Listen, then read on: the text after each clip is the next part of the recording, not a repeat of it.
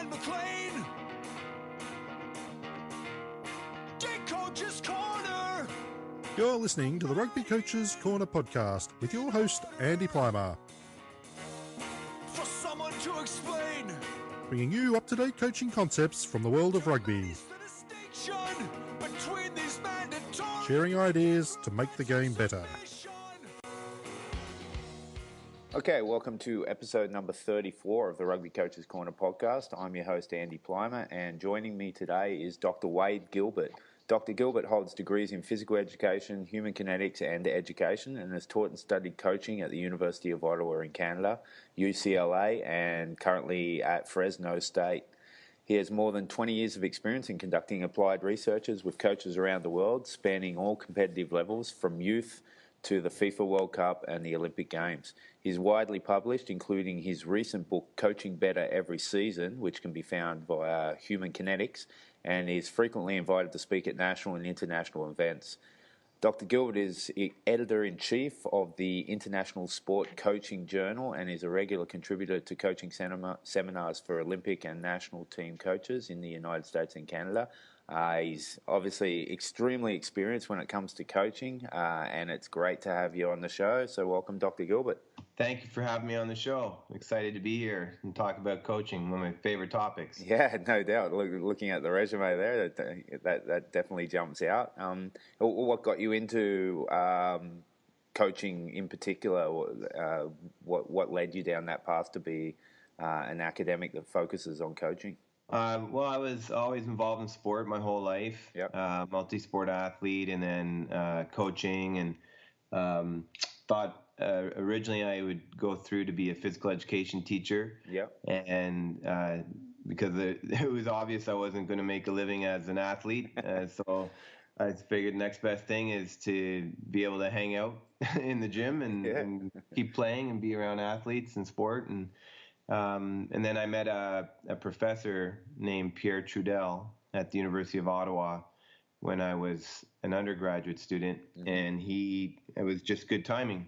He was looking for a graduate student to join his team, and he was just kind of starting his line of research on coaching, and it worked out great. And I never had thought about a career like that. But when I had a chance to do the research with him, and it was very applied research where I got to spend lots of time with coaches and athletes out in the field, mainly ice hockey and soccer at that point. And one thing led to another. So I was in my master's degree, and he said, you're doing well and we're having lots of fun. Why don't we keep going? And so I stayed and did a PhD, and that's great. That's really when I started to think, maybe there's a career in doing research and working with coaches like this. So I just followed the path. Oh, that's great. And you've actually, like, looking at what you've done, you've had quite a lot of involvement recently with rugby. You recently spoke at World Rugby Training and Education Conference in Richmond, British Columbia. What was that experience like, and what were the key points of your presentation from there? Yeah, rugby is interesting to me because I never grew up playing rugby. I was always playing ice hockey and soccer, and then track and field, and more kind of outdoor adventure things. And I do not remember hearing about rugby very much as a kid growing up in northern Canada, so many years ago.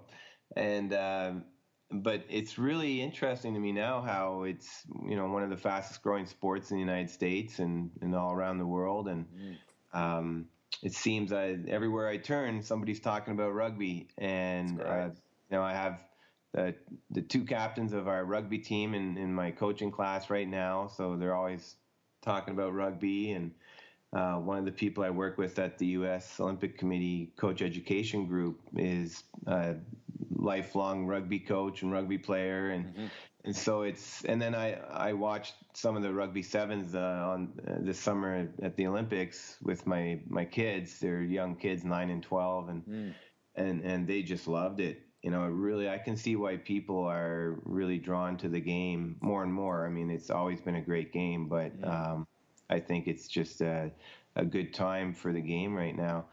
So I had an opportunity. I'm getting more opportunities to speak at events, either rugby events or events where there's rugby coaches and coach educators, and I love being around those groups. The people I've met so far have been very humble and genuine, and want to learn how to get better. And one thing that seems to have come out is it's like a lot of sports, I guess. There's a lot of tradition and culture and standard ways of doing things, but I guess when you see people like Eddie Jones kind of using maybe non-traditional approaches in some ways to build team climate, and how he works with players and different cultures, and there seems to be, and again, this might just be my perspective coming into it, but it seems to be a good moment in time with rugby coaching to be open to new ideas and more the science of coaching. Yeah. So, and that was basically what your presentation was about at the World Rugby Conference? Yeah, they wanted me to share a little bit of what we've learned about the science of coaching, not techniques and tactics or rugby specific, but more in terms of, basic question: what's a good coach? So when someone says Eddie Jones is a great coach, well, why? Why would you say that? What gives, what are the characteristics of a good coach? And those, to me, are principles of coaching that cut across any sport and any context. And then the other thing I shared with them was how to access the science of coaching. So as a coach or a coach educator, what should we, how can we get our hands on some of this research and some of the best principles that are out there? And I shared with them there's over 30,000 academic journals right now, and over 1 million research papers are published every year across all disciplines.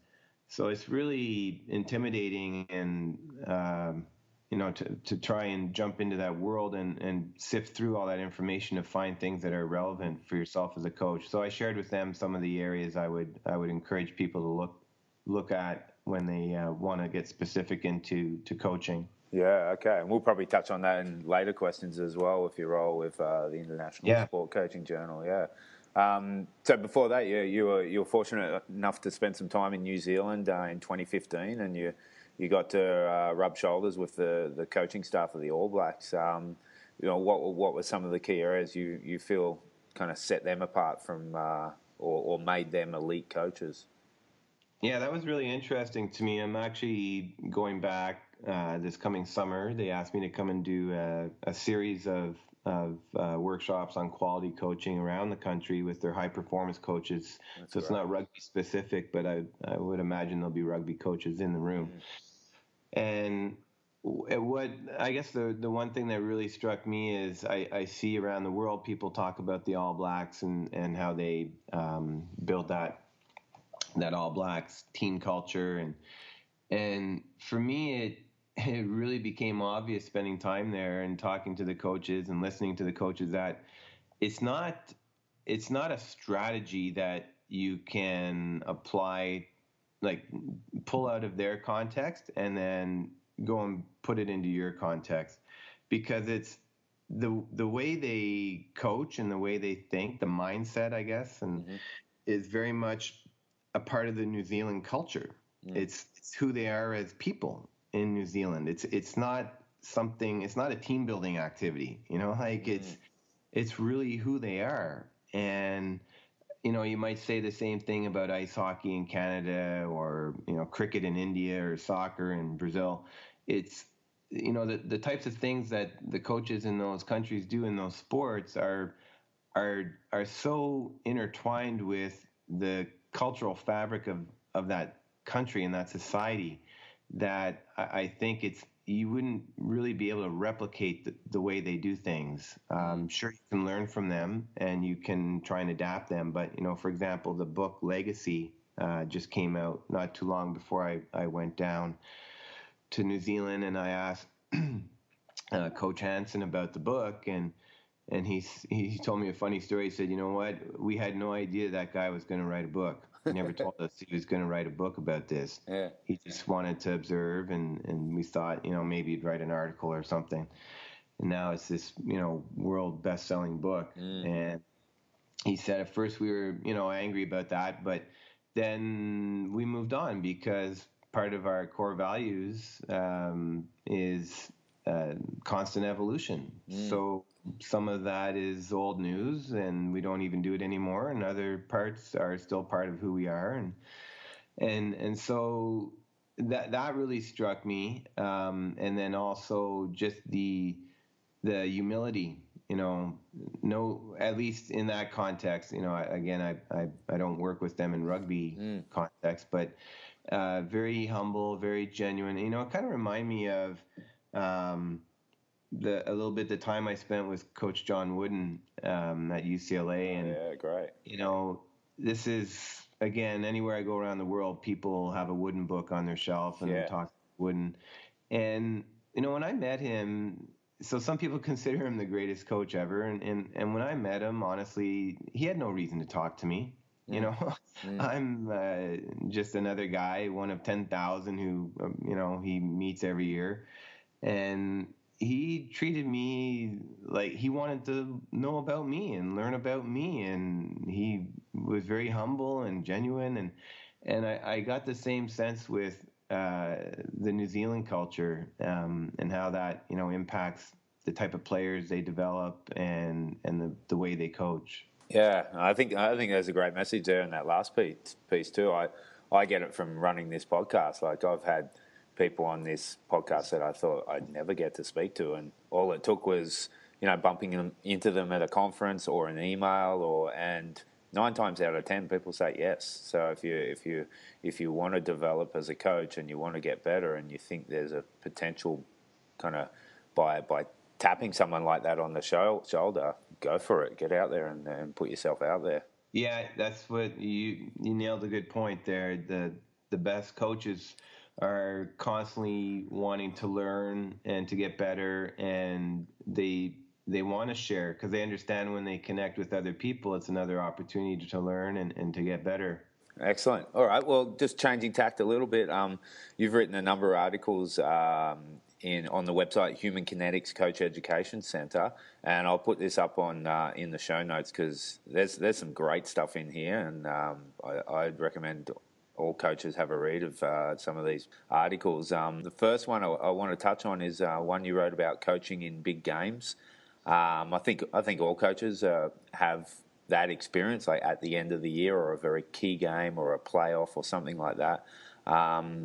In this, you discuss successful coaches put their athletes in a winning position using proven strategies. What are some of these proven strategies in your opinion?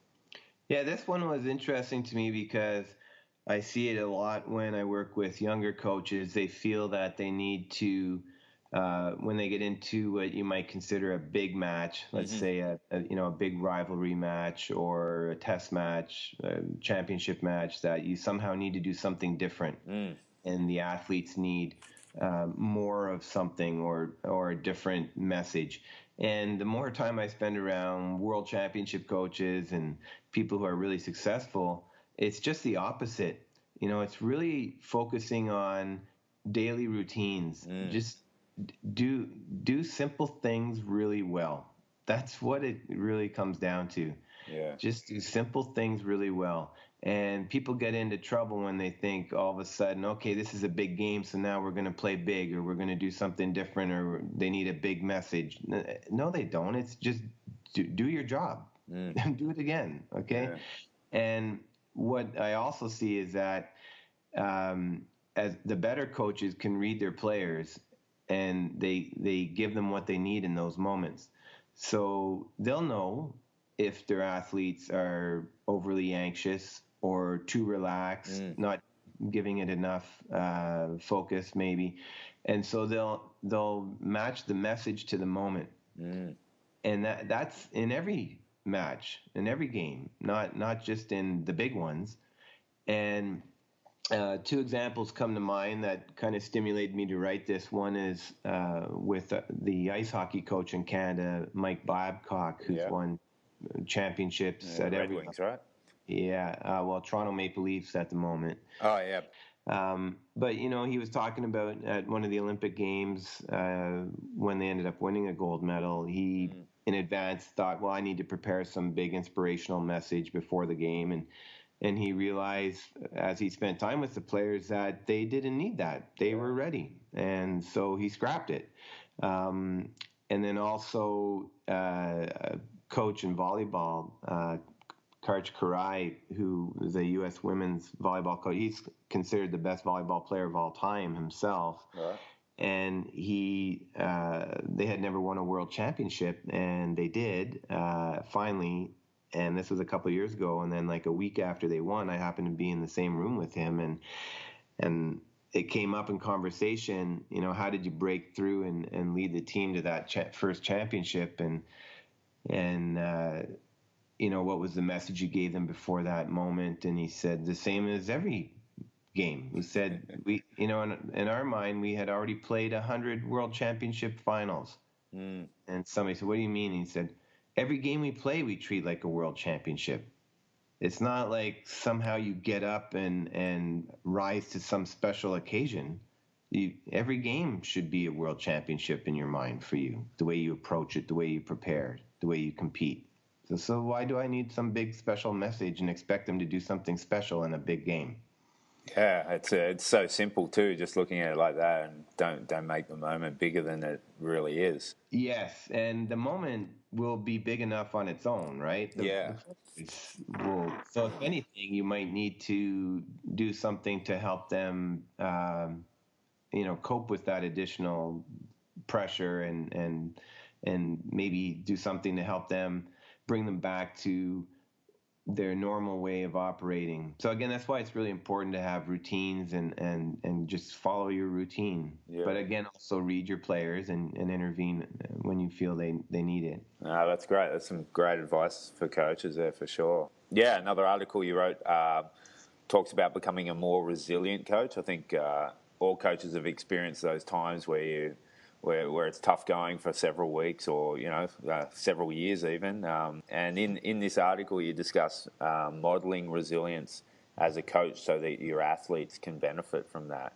What do you mean by that? And what were some of the ideas that you put forward for that piece? Yeah, for resilience, I think one thing that what I've seen again too is that as a coach, you need to be vulnerable too. So you need to show your athletes that you're constantly wanting to learn, you're constantly willing to take risks, and that builds resilience when people see that, okay, my coach is willing to take a risk and try something new, and also the way you respond to athletes when they show vulnerability. So when do you give them permission to take risks? Do you give them permission to try new things, try a new move, provide suggestions to the staff about lineups or strategy, and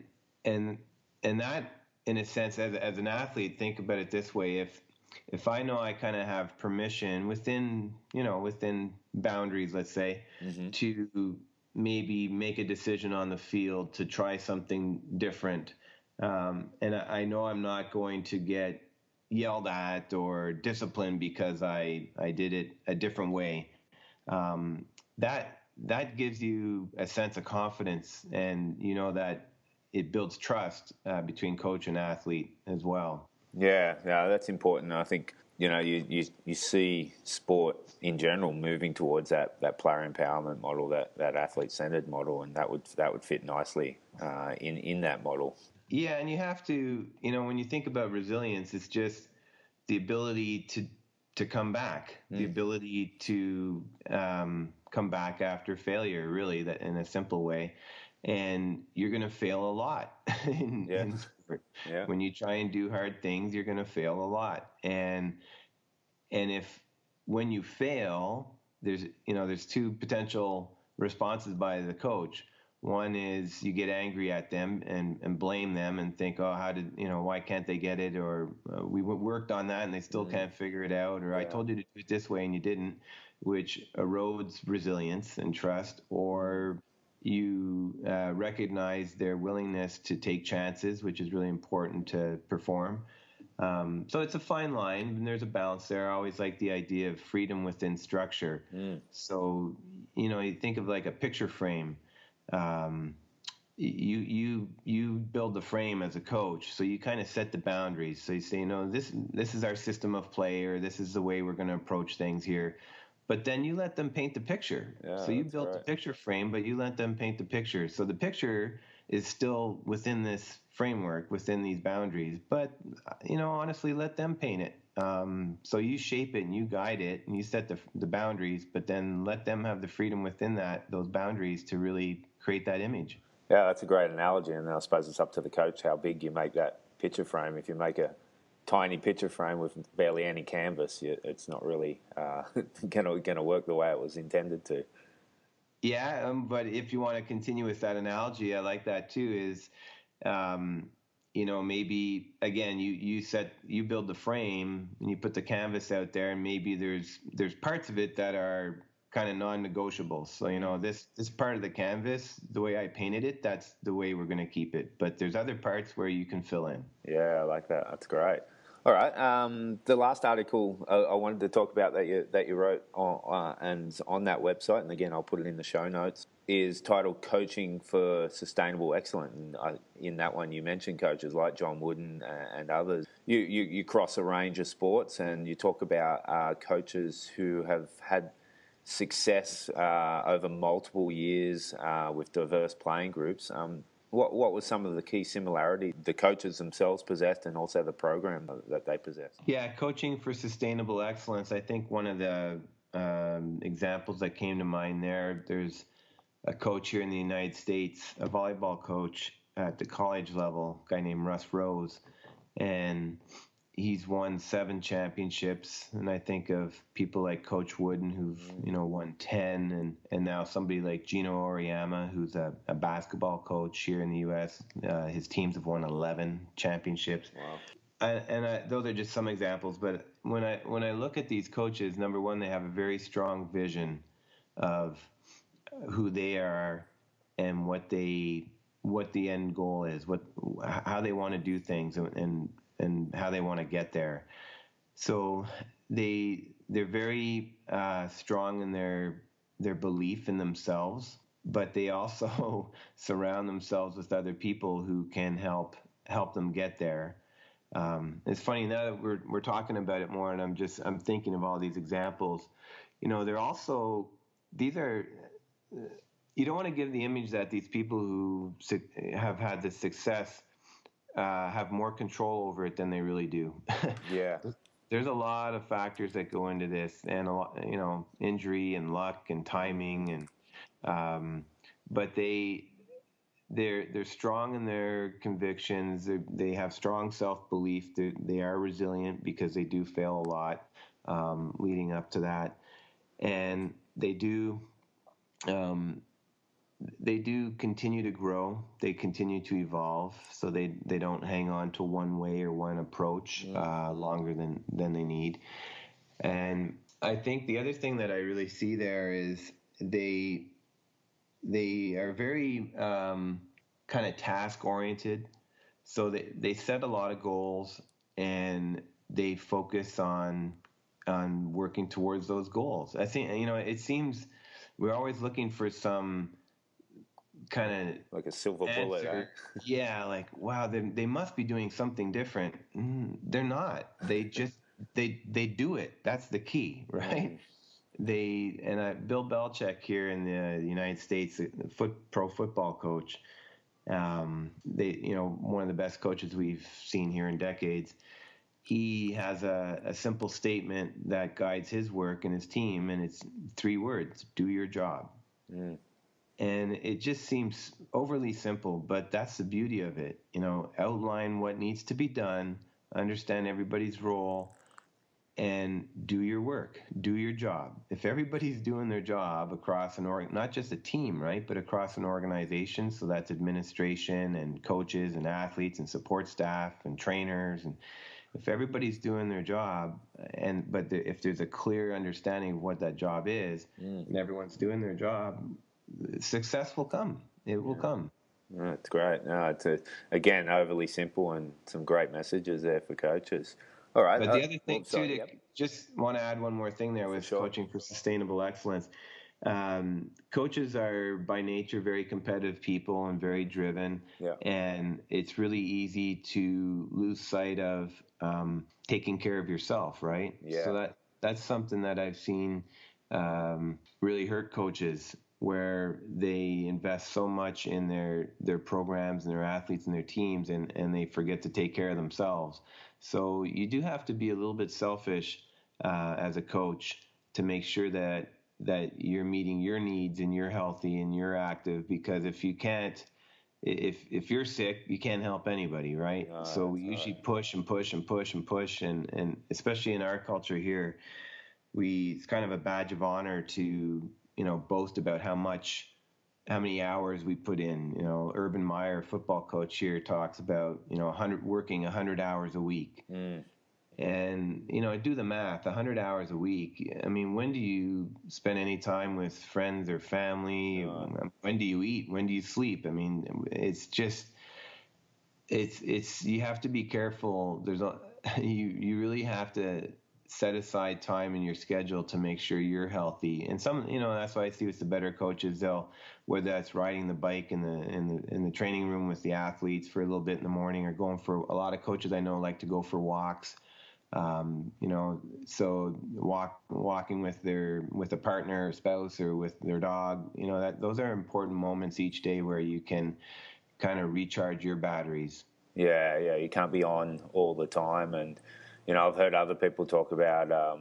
There's one podcast I listen to, and he talks about it. He does everything at 110%. If he's at work, he's doing it at 110%. But if he's with his family, he's doing it at 110%. And he's never trying to do walk both sides of the street. Yeah, definitely you want to be fully present. So be fully present in whatever task you're involved in. It's funny with the 110% example. Coach Wooden used to hate that, because he said there is no such thing as 110%. Nope. He said you give your full effort or you don't. You can't give more than your full effort. It's just a silly little thing, but it bugged him. He didn't like that. It gets a bit cliched, I suppose. All right, okay. Along with your academic and speaking duties, you're also editor-in-chief of the International Sport Coaching Journal. I suppose this links to what we were talking about earlier. What does that involve, and how do you think rugby coaches should be incorporating academic journals and recent scientific discoveries or studies as part of their professional development? Yeah, so I've been serving that role for nearly 4 years now. The first, since that journal was created 4 years ago, they asked me if I would be involved in that, and I saw an opportunity there to do something productive with coaching science, because what we've seen now, as I mentioned earlier, there's almost 30,000 scientific journals in existence right now, and it continues to grow as we get more and more specialized. But you have to remember that the research, the way it's written in those scientific journals, it's not written for the coach or the practitioner. Yeah. It's written for other scientists. So we're talking to each other. And that's been a big critique and something that I've seen in a field like coaching, where it's important to have research, but really what's the value of the research if we can't put it in a meaningful way for the coach? I mean, if we're just talking to each other, no coach will ever see it. It really, what's the impact of that? So we thought with this journal, the goal, the vision is to make it kind of a meeting place. So work in that gap between science and practice, so that we could have coaches sharing their science, right? So coaches are scientists, the best coaches. They're constantly experimenting and trying things, collecting data, but they're not writing it up as a scientific paper. And so a lot of it never gets shared outside of their own circle. So we try and encourage coaches to share their personal experiments with their teams and their insights and their wisdom. And we do have coaches write in the journal, and right alongside scientific papers by researchers. So we try and get people to kind of a common meeting place to share what they're learning about quality coaching and coach education. And so far, it's been a very rewarding experience. We've had people write from all over the world, all different sports, including rugby. And so we're excited to see where that goes. We keep trying to improve it. We're going into our 4th year. But I'm constantly sending articles from that journal to coaches that I work with. And for sure, there's a spectrum there. There's some papers that are much more useful for a coach, and then you have others that are more scientific in the sense they're more useful from a research perspective than an actual coaching perspective. But we have a full range in there, and I think there's really probably 2 or 3 journals in terms of at the moment that are really good places for coaches to go if they want to learn about the science of coaching from a general perspective. One would be that journal that I'm editing at the moment. Another one is the International Journal of Sports Science and Coaching, which has been around longer, probably about 10 years now, maybe. And that's a great place. There's a lot of good papers in that journal too. And so those are 2 places in particular that I think provide coaches with a nice access point, entry point into the science of coaching. And then, of course, you'll have sport-specific conferences and books and things like that for rugby and other sports. But oh, that's great. Well, I'll put all those 2 links as well, the link to International Sport Coaching Journal and the link to the second one you mentioned there in the show notes, and I'll definitely be exploring those, so I'll put it up there for coaches to check out. All right, last question. You recently published a book titled Coaching Better Every Season, a year-round system for athlete development and program success. Personally, I can tell you right now, I've put that on my Christmas list. I definitely want to get my hands on that. Can you tell us a bit about the book, the writing process, and where people can purchase it? Yeah, thank you for mentioning that. It'll actually be coming out in, I think, December 10th or 12th is perfect. the most recent publication date. Yeah. We were hoping to get it out sooner. It's actually been dedicated 2.5 to 3 years of writing and research on that. I joked at a conference I was at in Vancouver recently, not the rugby one, but the sport leadership one. I joked that it's my second PhD because it felt like it was. I uncovered. I dug as deep as I could go in terms of, again, trying to work in that. The idea. So here's the idea. It's really been a book in progress for my whole life when I reflect on it. But I always found that coaches had to make a choice. So, we have, if we want to look at what we know about quality coaching, we can go to a textbook, or we can go to a journal or an academic journal, or we can go to popular media. So blogs, websites, videos, autobiographies, biographies. But I hadn't really found a resource that combined all those sources of information in one place. Yeah. And I thought, there's value in all of those, but if you look at any one of those kind of sources on its own, you're really missing a lot of the richness of what we know about good coaching. And so that was my goal. That was the vision. So and I've been very fortunate in that my career has kind of evolved that way, where I spend some of the time my time doing research and working with academics and scientists. And I spend, on a daily basis, I'll go from teaching a class to a coaching class to actually coaching to working with athletic directors to doing research. So I do all this on a daily basis, and I have to pull from all these different sources. And I thought I haven't seen anything like it. So that was the goal. And we'll see if we hit that goal when it gets out into people's hands. But the feedback's been good so far from people and coaches who've had a chance to look at it. And we decided to organize it around moments, so kind of a seasonal approach. So any coach, regardless of their sport or whether they're coaching males or females or what level or what country, coaches around the world share these 4 things in common. If you're coaching, you're going to have a preseason, an in-season, an end of season, and an off-season. And of course, the length of those will vary.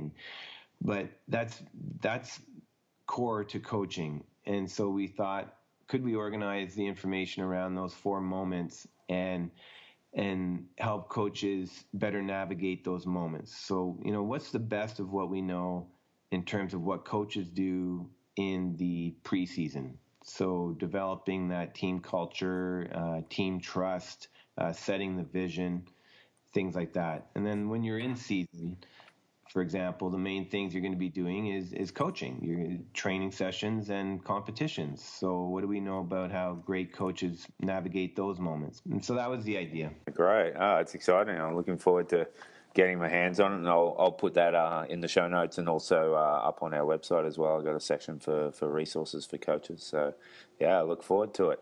Okay, well, we always end the show with the same final 4 questions, adapted it a bit because you're not from a rugby background. But when you were a kid growing up, who was your favourite athlete to watch ply their trade?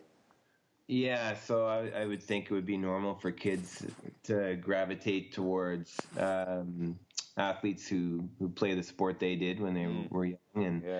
And growing up in Canada, I played hockey all year round pretty much. And I remember at a young age, probably 10 or 12, I played on a travel team and we went, first time I think I was on a plane, we traveled to Winnipeg, in Canada from Ottawa. So it was a fairly long trip flight, and they had a professional sports team there at the time, a hockey team, and the star player, star player was a guy named Dale Howarchuk, and I believe he still is the youngest player to ever score 50 goals in a season, just a few months younger than Wayne Gretzky was. So I remember that was, and we went to a game. So as a young kid playing hockey, that really kind of caught my attention. So I followed him for a while. Yeah, right, cool. Okay, and what about now? Who's your favorite hockey player going around? I mentioned Sidney Crosby, the player from Canada again, and he's one of only, I think, 4 or 5 players now who've won an Olympic gold medal, a world championship, and a Stanley Cup. So he wins everywhere he goes, and he's just. But it seems like he has, he commands a locker room. He commands respect. So he's more than just a skilled player. He knows how to. He's a good leader. Yeah, it's cool too. It's a cool thing about hockey in Canada is like he's from a tiny little town in Nova Scotia, right? Like, he's just he's become a superstar. It's pretty cool. All right, and favorite coaches? You mentioned a couple in your chat. Who are some of your favorite coaches who have coached at that elite level? Oh, the people that I've connected with, I would say John Wooden for sure is special. I think it's unfortunate we don't really have any film of him in practices, kind of plying his trade. His favorite part of coaching was practices, running practices and teaching, because he always considered himself a teacher. So it's hard to appreciate how unique he was as a person unless you spend time with him. He just, honestly, I can't say I've met anybody like him. Just very unique person. And then I guess currently I might think of someone like Steve Kerr, who's coaching the Golden State Warriors, the basketball team at the moment, and Steph Curry, and just someone who's, again, very humble, very bright, wants to learn, wants to keep getting better. So those are people that have really kind of made an impression on me. But then also lots of local coaches, people that I work with that no one would ever, know about. Just, and I'm sure we all have these people we work with in our communities. It could be, a young rugby coach or someone coaching kids that will never get the notoriety, but they're just good people, and they're making a difference in sport, and really kind of serving as good mentors and teachers. Yeah. That's great. Yeah, and you mentioned one for our last question, an up-and-coming coach. You mentioned one from your local area. Well, this is a woman. Her name's Bree Nasty, and she's a softball coach in college here in the United States. But she was one of my graduate students, and again, just someone who she's actually a Hall of Fame athlete herself. So very, very driven, very bright, but more importantly, she just wants to get better. She's constantly asking questions, constantly, every once in a while she'll phone me up or text me, and we're on the opposite sides of the country, because she wants to learn. She wants to get better, and her teams have had a lot of success very early on. So it's fun to be able to follow and work with coaches like that who are driven, passionate, excited about what they do, really invest in what they do, but also realize there's so much more to learn. They don't have big egos. And it's funny, one of Coach Wooden's, I think a good place to kind of wrap it up is, one of Coach Wooden's favorite sayings was, "What you learn after you know it all matters most." That's great. Yeah, that's perfect. And definitely a good way to sign off. Just want to thank you for coming on the show. It's been great. I've learned a lot, and I've got a page full of resources and notes to refer back to, and I'm sure coaches listening will have gotten a huge amount out of this. And so just want to thank you again, Dr. Gilbert, for coming on the show, and pleased you could join us for a chat. Oh, my pleasure. And again, I guess I'll finish with one other quote. One person teaches, two people learn. And every time you get an opportunity to share, to teach to someone, that's a great opportunity for you to learn as well. So I always learn from these, and I really appreciate the opportunity. You're doing a great service to the coaching community. Oh, well, thanks very much. I really appreciate that. And thanks again for coming on the show. You're welcome. All right, cheers. Thanks for listening to the Rugby Coaches Corner podcast. If you enjoyed the show, please leave a review via iTunes and keep listening for the next episode. You can also follow us on Twitter at RugbyCoachSCNR or via the website at therugbycoachescorner.com.